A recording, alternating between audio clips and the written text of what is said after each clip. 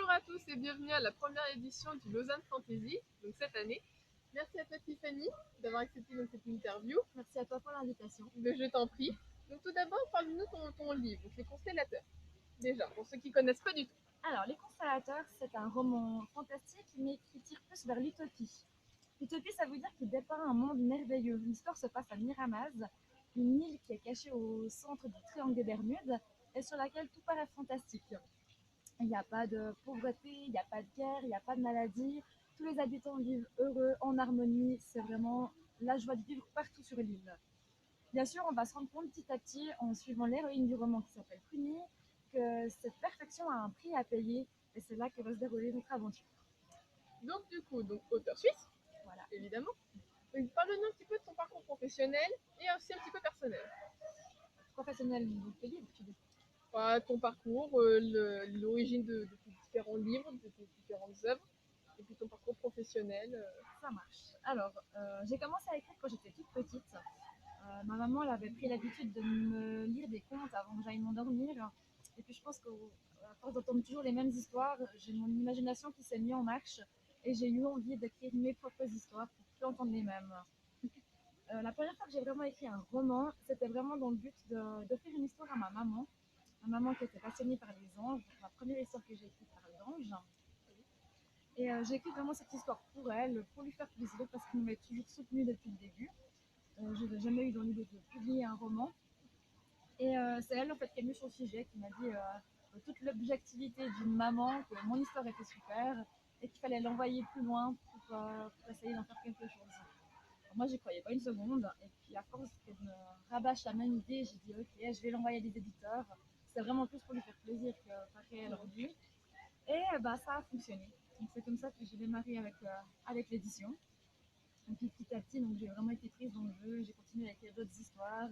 J'ai continué à chercher d'autres éditeurs pour pouvoir après aller sur des salons, rencontrer d'autres personnes qui étaient du même domaine que moi et puis des bons moments de partage comme en ce moment. Tout à fait, merci à toi.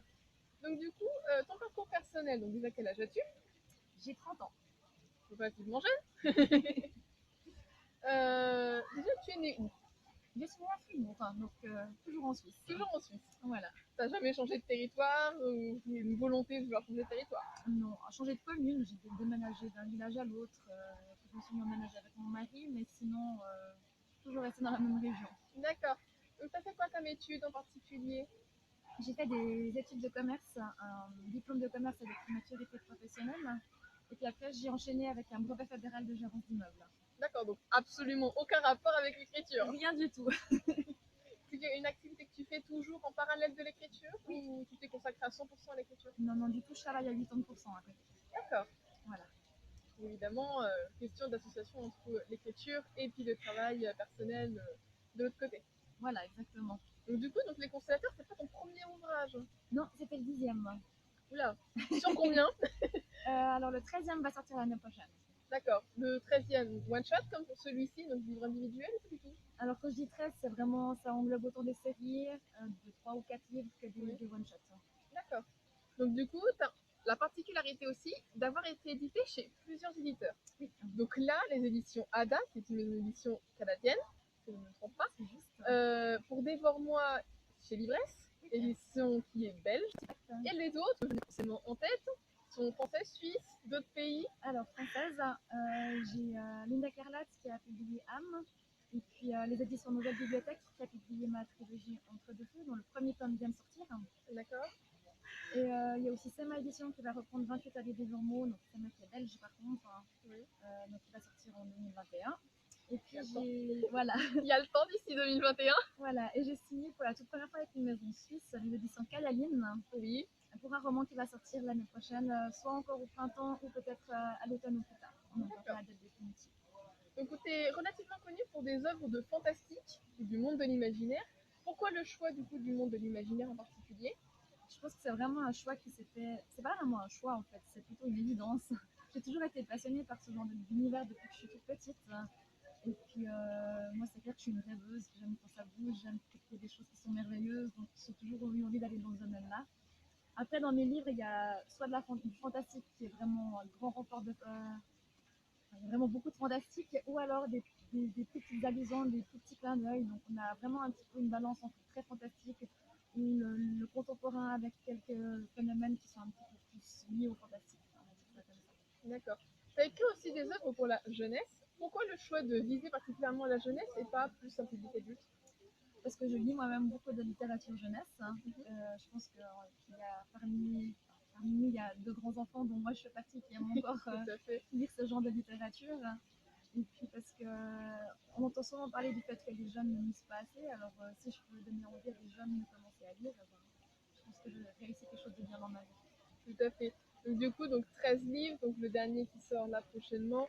Euh, Il y a une chose qui, moi, me touche particulièrement, c'est donc déjà Auteur Suisse, qui fait partie d'une association, donc le Gaëlig.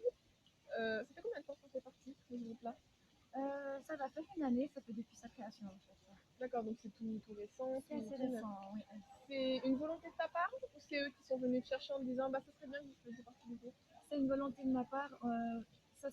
La création du Gaélique, c'est beaucoup de fait par des discussions au fil des salons. On s'est retrouvés plusieurs auteurs de la région. Et puis l'idée, elle est venue comme ça, vraiment spontanément. Et les choses se sont mises petit à petit après en place. Donc j'ai vu naître l'idée du Gaélique par Marilyn Stémini, donc la Donc la présidente. présidente du groupe. Et puis j'ai directement été embarquée dans l'affaire.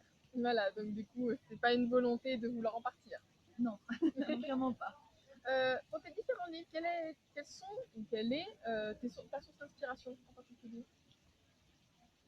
C'est un peu tout en fait, on va dire. J'ai lu tellement de livres, j'ai été bercée par tellement d'histoires que je pense que dans chacun de mes livres, on peut retrouver des sujets, des clins d'œil à des univers qui existent déjà.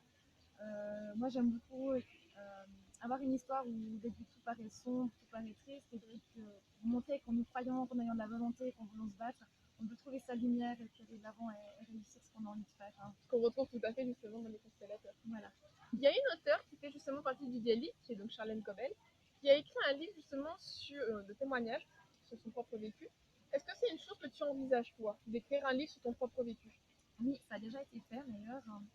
J'ai écrit un livre qui va être réédité par les éditions Livresse en février 2020 qui s'appelle Le Requiem d'un soupir, qui parle, alors c'est pas 100% autobiographique, mais c'est inspiré de mon vécu, qui parle d'une jeune fille asthmatique qui se bat en fait pour pouvoir avoir une vie normale et vivre comme tous les jeunes de son âge, profiter de la vie. J'ai moi-même en fait, fait beaucoup de crises d'asthme quand j'étais plus jeune, et puis j'ai découvert il y a environ 5-6 ans que ces crises d'asthme étaient en fait dues à une intolérance alimentaire. Donc, depuis que je fais attention à mon alimentation, je n'ai plus de crises d'asthme. Mais avant ça, avant de trouver d'où venait le problème, j'ai vraiment eu des grosses crises qui m'ont fait passer par les urgences, par l'hôpital, vraiment un tas de situations pas agréables du tout. Bon gros parcours du combattant. Voilà, et c'était vraiment cette expérience-là qui m'avait inspiré le livre Le Requiem d'un soupir. D'accord, tu as d'autres idées, d'autres projets à venir sur des sujets qui te tiennent particulièrement à cœur? Oui, j'ai un livre que j'ai déjà un peu commencé à écrire, il y a 400 chapitres d'écrits pour le moment, qui s'appelle Tais-toi roi, qui explique l'histoire en fait d'une jeune fille polynésienne qui a été adoptée à sa naissance, qui vit en France et qui a de la peine justement à trouver sa place entre sa famille d'adoption et ses origines. Donc elle se sent pas proche de ses origines parce qu'elle ne les connaît pas plus que ça, mais elle se rend bien compte que dans son pays, elle est traitée comme une étrangère. Donc elle essaye vraiment de trouver sa place dans le monde actuel, de par justement ces deux liens qu'elle a entre la Polynésie et la France. Et là, c'est justement aussi inspiré de la vie d'une amie qui est polynésienne et qui a été adoptée à la naissance. D'accord, donc ça c'est en cours d'écriture. Voilà, Donc je suppose que tu vas avoir d'autres projets que celui-ci, en cours d'écriture. ou à venir. Pas forcément en train d'être écrit, mais ça peut être à venir. Oui, alors là, il y a deux autres projets que je suis en train de travailler en parallèle, en plus de Tais-toi roi. Le premier, c'est un roman jeunesse qui vise vraiment une catégorie d'âge à partir de 10-12 ans, qui s'appelle Timon et le Fossoyeur. Dans l'idéal, j'aimerais bien que ce soit un roman illustré, donc on verra si j'arrive à trouver un illustrateur et un éditeur motivé par le projet. Et puis le second, c'est pas vraiment un livre, c'est une comédie musicale en fait. Depuis longtemps, je fais du théâtre et puis je fais des comédies musique. Et j'ai un compositeur qui est venu vers moi avec un projet de monter une comédie musicale dans un style un peu fantastique. C'est pour ça qu'il a pensé à moi. Et là, donc, on se penche gentiment sur le scénario depuis quelques mois. Donc, on espère avoir fini, en tout cas, le scénario écrit d'ici la fin de l'année et les musiques gentiment par la suite. Ça va venir. Voilà, j'espère. Du coup, donc là, on est donc la première édition, donc la première année de la convention donc, du Lausanne Fantasy, qui normalement l'année prochaine donc, revient donc, pour une seconde édition. Je suppose que tu dois avoir d'autres idées ou d'autres ambitions, d'autres salons sur France, sur Suisse, sur l'étranger? Alors j'ai mes petits salons chouchous où j'aime beaucoup venir. Il y a notamment les Imaginales à Épinal. Tout à fait. Éventuellement la foire de Bruxelles où je suis déjà allée en février en début d'année, en début d'année prochaine aussi. Prochainement je vais à Montsy, toujours en Belgique. Oui. Il y a la foire du livre, enfin, le forum du livre de Saint-Louis, juste du côté de la frontière baloise, Oui. qui est aussi vraiment super. Donc c'est vraiment les principaux où j'aime bien me rendre régulièrement. Après, je suis toujours aussi ouverte à des nouvelles découvertes. Tu dois avoir donc des ambitions pour des salons qui sont beaucoup plus connus, comme par exemple soit le SLPJ, donc Salon du livre et de la presse jeunesse qui est à Montreuil, ou alors le Salon du fantastique qui a lieu également à Paris. Alors ça aussi, c'est des événements que j'aurais grand plaisir à prendre part.